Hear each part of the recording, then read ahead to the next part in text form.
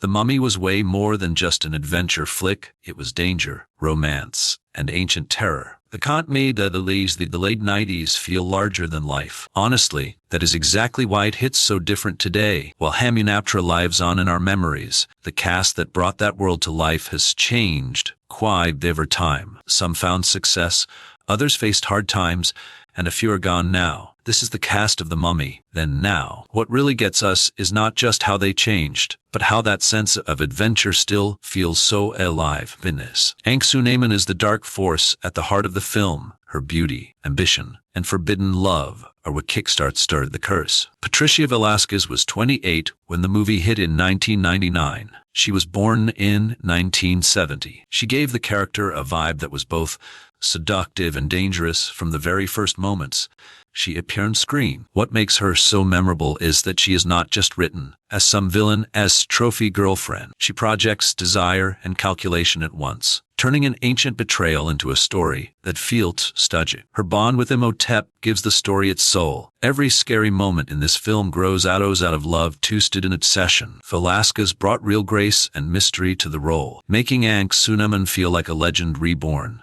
rather than just another supporting actor in a costume. After the movie, she kept acting while also building a major humanitarian career with her foundation, which supports indigenous people in Latin America. In 2026, she is 55 and remains active as an actress, speaker, and advocate. The character stays unforgettable because Velasquez made her feel like the kind of beautiful danger that Pharaoh Seti I is the spark that originally lights the curse. This ruler's murder turned forbidden desire into centuries of total darkness. Aharon Ipale was 57 when the movie hit in 1999, even with limited screen time regal authority that felt truly mythic. Seti is not in the film long, but his presence matters because everything starts with the fall of his court. His death is way more than a plot point. It is the original wound that unleashes obsession and vengeance across the entire scope of the story. Ipale brought a dignified gravity to that opening, helping the ancient world feel heavy rather than stationary. Beyond The Mummy, he worked in British, American, and Israeli productions for decades. He built a great career as an international character actor.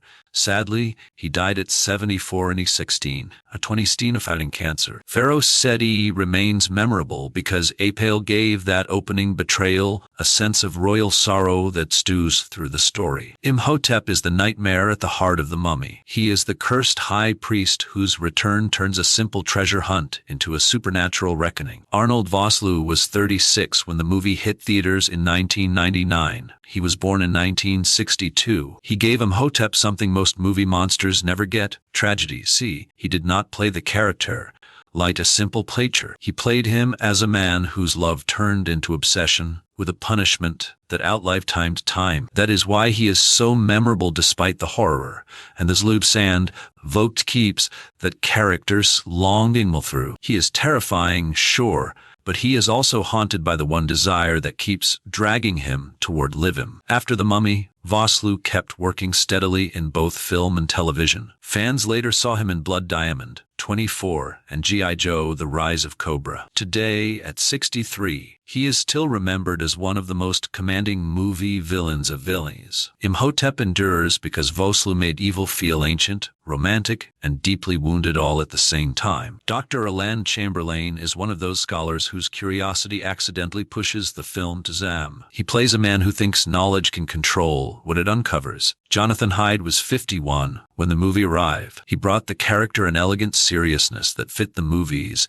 his mix of high intellect and danger. Chamberlain matters because he represents one of the oldest warnings in cinema. Intelligence without caution can open the wrong door. He is refined, smart, and composed. In this world of ancient curses, education is no protection. Hyde already had a distinguished career before this movie, especially on stage and in prestigious screen roles. Many fans knew him from Jumanji and Titanic, where he brought that same polished authority to different worlds. He continues working in theater, television, and film projects long after The Mummy. He possessed that rare gift for making small supporting roles feel much larger than their screen time. By 2026, he is 78. Drawer. Chamberlain remains memorable because Jonathan Hyde gave the scholar dignity, even while the movie prepared to punish him. Jonathan is the comedic heart of this classic blockbuster, the charming brother who is usually found chasing treasure, trouble, or one drink too many, while Stu Maney on his feet. John Hannah was 37 when the film opened in 1999, and he gave Jonathan the perfect kind of chaotic warmth that prevents the story from becoming too dark. Jonathan is selfish and slippery, always hunting for the next easy payday, but he is lovable because he stays loyal, no matter how much he panics or complains. He stands by Evelyn Rick when things get reek. That hidden reliability beneath all the comedic greed gives the character some serious staying power. Hannah delivered a high-energy performance that became a fan favorite, and after The Mummy, he kept building a massive career in movies and television, working on projects from Spartacus to Marvel's Agents of S.H.I.E.L.D. In 2026, he is 64, and still a guy audiences love to see on screen. Jonathan works because John Hannah knew how to make cowardice hilarious without ever losing the character's heart. Benny is easily one of the best comedic cowards in modern adventure movies. He is a man who betrays anyone and flips sides instantly while looking totally terrified. Kevin O'Connor was 35 when the movie hit theaters in 1999. He made Nightable by treating him as more than just treat a punchline. Benny is slippery, scared, greedy, and just incredibly self-serving. But O'Connor injects such frantic energy that he becomes one of the film's most entertaining highlights. He is the kind of character audiences should hate, yet we love watching him accidentally stumble into danger. That is tough comedy to pull off, and O'Connor nails it. He frequently collaborated with director Steven Sommers through Rector's career, appearing in Deep Rising and Van Helsing, and other genre roles that really used his unique and memorable energy. In 2026, he is 60 for Plamus, playing one of cinema's favorite traitors. Benny endures because Kevin J. O'Connor knew the perfect villain isn't always the strongest guy in the room, but the weakest one trying hardest to survive. Ardith Bay is the movie's protector. He's a warrior who emerges from the desert like a warning from their fisherman itself. Oded Fair was 28 when The Mummy hit the big screen in 1999, and he brought a calm authority to Ardith that felt iconic. The character lasts because he never feels like just a background player. Ardith represents duty, mystery, and ancient knowledge. Through him, the movie gains a real sense of history and heavy consequence. He isn't just there to fight. He reminds everyone what this evil cost in the past, and what it will cost again if they fail. For brought a perfect stillness to the role that fans loved. After the movie, he built a solid career, fantasy and action, doing sci-fi and voice acting in hits like Resident Evil and Covered Affairs. He also worked on DC projects. In 2026, he is 55 and still a beloved face from the film. Ardith Bay works because Oded Fair made duty look noble, quiet, and genuinely dangerous. Henderson is one of those cocky American adventurers who gave the movie its rough around the edges ensemble vibe. He is the type of man who treats cursed ruins like just another chance to get rich. Steven Dunham was 34 when the movie released in 1999. He gave Henderson a natural confidence that made the character look totally at home in dangerous situations. Henderson isn't meant to carry the whole film, but he definitely helps expand the world. Guys like him fill Hamunaptra with greed, bravado, and bad judgment, which is exactly what a story evil needs. Dunham brought humor and swagger to the character, and went on to have a steady career in Hollywood, appearing in projects like Dag and Catch Me If You Can. He passed away on his 48th birthday, following a heart attack. Henderson sticks with a fuss because Dunham gave this supporting hunter enough personality to fit right to the movie's first trows.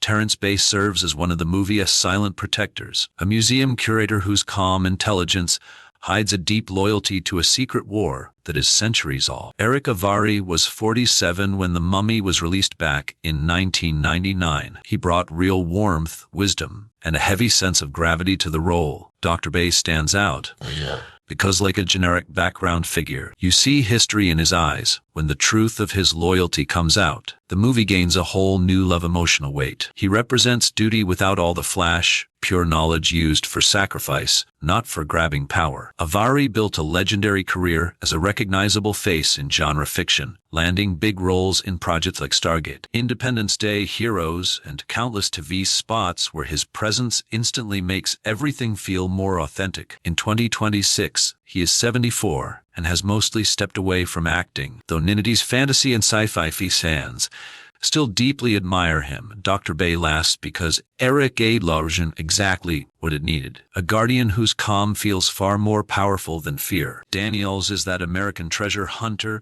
whose cocky attitude makes Hamunaptra feel less like and then more like place full of men about to regret their curiosity. Corey Johnson, born August 17, 1961, was 37 when the movie hit in 1999. He gave Daniels a cable, though stout, all those bigger personalities. In movies like this, guys like Daniels matter. They make the whole expedition feel way bigger than just heroes. They add competition, pressure, and a whole different kind of grit. A grit based on survival and ego rather than any moral mission. Johnson has built a massive, diverse career across Phil in Tel Aviv, appearing in everything from Saving Private Ryan and Hellboy to top-tier dramas and gritty psychological dramas. He is the kind of actor whose face instantly suggests competence, danger, or maybe both. That quality works perfectly here. In 2026, he is 64 and still working a ton in projects. Daniels works because Corey Johnson gave the film Secondary Threats a very human face. The kind of guy who thinks he can handle whatever he disturbs. The warden provides one of the fillies, one of the bursts of comic pressure. He is that frantic authority figure who makes the opening of The Mummy feel alive long before the Isa curse actually kicks in. Omid Jalali, born September 30th, 1965, was 33 when the film dropped in 1999. He gave the role a nervous spark that made a small part pop. The warden is not a main part of the lore, but he helps set the movie's tone, a world where greed and stupid confidence crash into something ancient, terrifying, and way more dangerous. Jawless comic timing is why the part works so well. The man knows exactly how to turn raw panic into rhythm. Off-screen, he became one of Britain's sharpest stand-up comics and actors. He built a career that moves between satire, acting, and cultural commentary. In 2026, he is 60 and remains a unique force in comedy and film. The Warden is a fan favorite because Omid Jalali turned a tiny role into a burst of comic chaos. Remember, Burns is one of those side adventurers who fills the film with guys who think they are finding gold, but are instead marching straight into legend. Tuck Watkins, born September 2nd, 1966, was 32 when the movie arrived in 1999, and he gave Burns a bright, energetic vibe that made the ensemble feel more real. Side characters like Burns matter because they make the danger feel shared. It is not only the main heroes standing before Hamunaptra, it's a whole crew of cocky, half-ready people chasing cash and history at exactly the wrong time. Watkins later built a massive television career, becoming a very familiar face to viewers through One Life to Live, Desperate Housewives, and The Boys. He can flip from charm to sharp intensity effortlessly, and even in this smaller role, that natural really shines through. In 2026, he is 59 and still active on the stage and screen. Burns still works because Tuck Watkins gave the cast one more face that felt alive, hopeful, and do no other whiz. Winston Havelock is one of the film's absolute best little highlights. The quirky pilot bringing worn-out charm, bravado, and just enough comic dignity to make his scenes go. Born May 11th, 1927, was 72 when the film hit in 1999. He played Winston like a man who already lived a dozen wild lives before this mummy business even started. The role works because Winston never feels like a cheap punchline. He's that classic wandering adventurer that old stories used to produce by accident. Dignified and totally useful when things go south. Fox enjoyed one of the longest and most celebrated careers of the whole cast, appearing in iconic Hetekish, Lagensaurens, Obish Ebus, and known for his wit and classic British charm. He passed away on December 14, 2016 at 89 from heart failure. Winston Havelock stays legendary. That is because Bernard Fox brought an old-school charisma to the role, making a deadly tale feel like a legend shared over drinks. Rick O'Connell is the true heart of the mummy. He is the soldier-turned-adventurer who walks into Hamunaptra with a rifle and a smirk, never realizing he is the only between thing and the living and an ancient nightmare. Brendan Fraser, born December 3rd, 1968, was 30 when the movie debuted in 1999. He gave Rick that rare, Fearl's totally classic. Rick is brave, funny, and reckless, usually just acting on instinct. But what really sticks is in Niswagger, he is deeply loyal. As the stakes rise, the character evolves. He transforms from a mercenary survivor and protector, fueled by his deep bond to protector. That emotional growth is exactly what gives this whole adventure its pulse. After The Mummy, Fraser became a defining action star. He later survived a brutal stretch of professional and personal struggles. Then, he staged one of Hollywood's most moving comebacks in The Whale. That role won him the Academy Award for Best Actor in 2023. Now 57 and 26, he is still working steadily. His return to the spotlight is now as much a part of his legacy as the role itself. Rick O'Connell lives on because Fraser made heroism feel human, flawed, and worth rooting for. Well, Evelyn is the soul of discovery here. She is the librarian and Egyptologist whose curiosity kicks off everything wondrous and terrifying in this story. Rachel Weisz, born March 7, 1970, was 29 when the movie premiered in Dinan Nye. She gave Evelyn the perfect mix of brains, panic, courage, and romantic chemistry. Evelyn starts as a scholar who is totally in over her head, but she is unforgettable because she adapts to the danger fast, never losing that nervous humor. The mythic, so real. She is more than just a love interest or a scholar. She is the engine driving the entire film. She is the one who values knowledge enough to risk her life for it. Weisz's chemistry with Fraser is why the movie holds up. Together, they make the adventure feel live and just stage. Following The Mummy, Weisz became one of the most respected actresses of her entire generation. She won an Oscar for The Constant Gardener and continued a massive career across prestige films and films. Now 56 in 2026, Evelyn endures because Weisz made intelligence look absolutely thrilling. Just like that, the desert sands settled, the curses, the laughs, and the adventure. It all feels exactly mature. But time changed the people behind that magic in ways no script ever could. Some kept shining, and others are gone. If this rewind brought the movie back to life, stay tuned to Rewind 1960s for more then and now. We are journeying through the films that live forever in our memories.